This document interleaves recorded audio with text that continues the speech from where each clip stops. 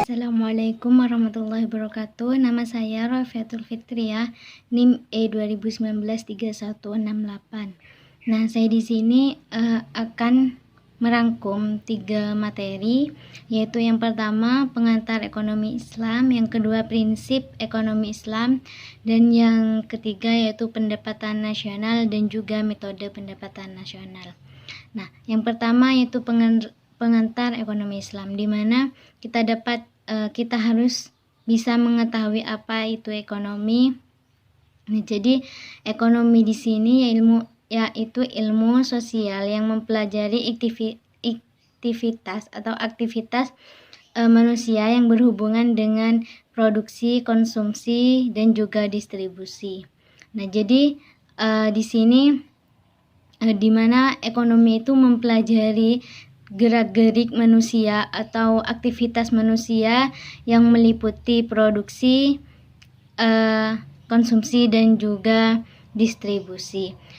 Nah, jadi ekonomi makro di sini merupakan ilmu ekonomi yang mempelajari perilaku konsumen dan perusahaan serta menentukan atau penentuan harga pasar dan kuantitas faktor input, barang, dan juga jasa. Nah, selanjutnya itu konsep dasar ekonomi yang diterapkan oleh ekonomi makro Islam. Di sini ekonomi sumber hukumnya berasal dari Al-Quran, As-Sunnah, Ijma', dan juga Qiyas. Nah, didasari oleh tauhid, sidik, adil, tolong, suka menolong, dan lainnya. Nah, jadi ekonomi Islam di sini menggunakan prinsip bahwasanya bebas riba dan juga gharar dan juga maisir. Nah, jadi ekonomi selanjutnya yaitu prinsip ekonomi Islam. Nah, jadi prinsip ekonomi makro Islam di sini ada 3. Yang pertama bebas riba, yang kedua bebas gharar, dan yang ketiga bebas maisir. Nah, tujuan prinsip ekonomi berdasarkan duniawi yaitu yang pertama mendapatkan hasil dan keuntungan yang lebih maksimal, dan yang kedua itu menghindari keinginan dan memperkecil segala risiko kerugian. Yang ketiga itu mengatur pengeluaran sesuai kemampuan yang dimiliki. Jenis-jenis prinsip ekonomi yaitu ada 3, prinsip ekonomi konsumen, prinsip ekonomi penjual, dan prinsip ekonomi produsen.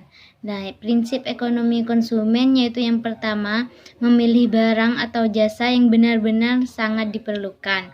Yang kedua memilih barang atau jasa dengan mutu atau kualitas yang terbaik. Yang ketiga itu melakukan tawar-menawar harga. Nah, yang selanjutnya yaitu prinsip ekonomi penjual. Yang pertama yaitu memilih barang yang berkualitas baik, yang kedua meningkatkan mutu pelayanan, dan yang ketiga mengajukan penawaran harga yang tinggi. Nah, sedangkan prinsip ekonomi produsen yaitu yang pertama memilih barang atau jasa yang benar-benar sangat dibutuhkan, dan yang kedua melakukan tawar-menawar harga, dan yang ketiga memilih barang atau jasa dengan mutu atau kualitas yang terbaik. Selanjutnya yaitu pendapatan nasional dan juga metode perhitungan di dalam pendapatan nasional. Nah, jadi pendapatan nasional itu dapat diartikan sebagai jumlah barang dan jasa yang diproduksi oleh suatu negara dalam periode tertentu.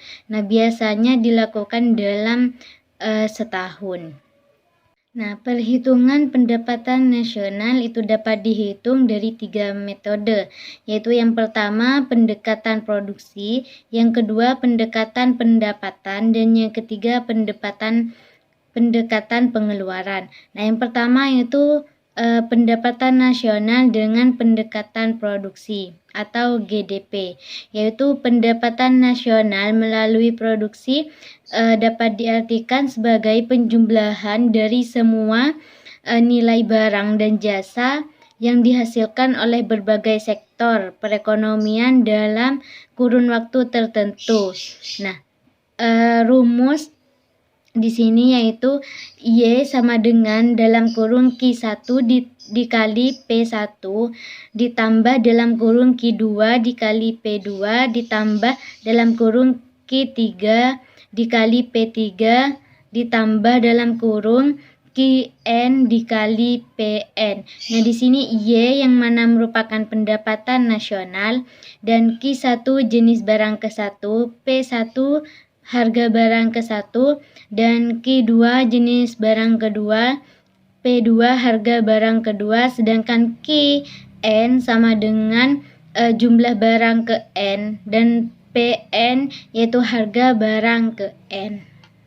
Yang kedua yaitu pendapatan nasional dengan pendekatan pengeluaran atau GNP, di mana di sini pendekatan pengeluaran untuk perhitungan pendapatan nasional yaitu dengan menjumlah nilai pengeluaran yang dilakukan oleh 4 pengguna barang dan jasa atau bisa disebut dengan komponen-komponen pengeluaran agregat.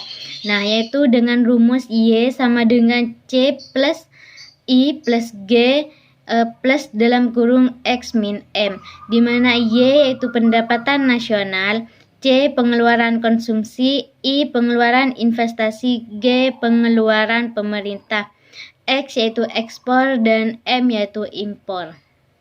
Nah, yang terakhir yaitu pendapatan nasional dengan pendekatan pendapatan atau NNP, di mana perbedaan dengan GNP, NNP yaitu dikurangi penyusutan persediaan modal yang ada dalam kurun waktu tertentu. Nah, contoh rumus yaitu Y sama dengan R ditambah W ditambah I dan ditambah P. Nah, jadi Y itu pendapatan nasional, R yaitu sewa, dan P yaitu laba, W upah, dan I yaitu bunga. Nah, jadi rumus dari pendapatan nasional dengan pendekatan pendapatan yaitu Y sama dengan R plus W plus I plus P. Nah, sekian dari saya rangkuman dari 3 materi ini. Kurang lebihnya mohon maaf. Wassalamualaikum warahmatullahi wabarakatuh.